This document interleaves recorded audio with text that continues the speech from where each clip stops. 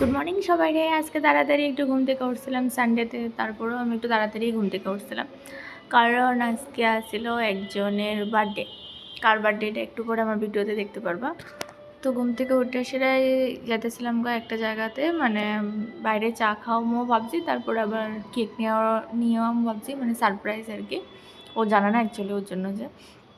তো যাই হোক, আজকে সানডেটা তোমরা সবার কীরকম কাটতেছে জানাও।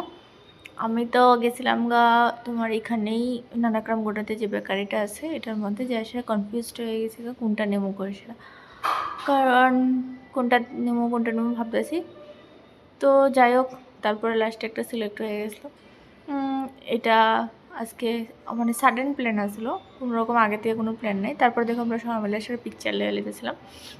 আমি বলতেছিলাম যে আমার সাথে একটা সিঙ্গেল পিকচার নেওয়ার লেগা। তো তারপরে এসে ওইটা আমি একটু অ্যারেঞ্জ করে দিতেছিলাম আর কি। যাই হোক, আজকে রবিবার দিন, এই একটা সুন্দর মুহূর্ত। রবিবার এমনিতেই ছুটির দিন, তারপর আবার পাপিয়ার বার্থডে বলে কথা। তো দিনটা ভালোই গেছে সব মিলে সেরা। Happy birthday to you Papiya, ভালো থাকো সবসময়, এটাই সবার ব্লেস থাকে। আর তোমার মনের আশা যা আছে সব যাতে পূরণ হয়। তোমরা পাপিয়ারে উইশ করে দিও আমার কমেন্টে। আর যারা যারা পাপিয়ারে চেনো তারা তো পাপিয়ারে পার্সোনালি উইশ করবাই। তারপরে দেওয়ার সেরা সব কিছু হওয়ার পরে আমার কইতেছিল আয় তোমার একটু কেক খাওয়াই দিই।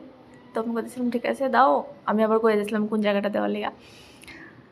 যাই হোক, সব মিলে সেরা খুব আনন্দ হয়েছে, মজাই লাগে সবাই মিলে থাকলে।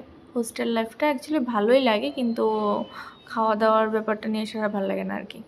তো পাপিয়ার এন্ট্রিটা যেটা আসলো এটা আর কি, কইতেছিল যে তোমরা আমরা সবাই মিলে পিকচার লই।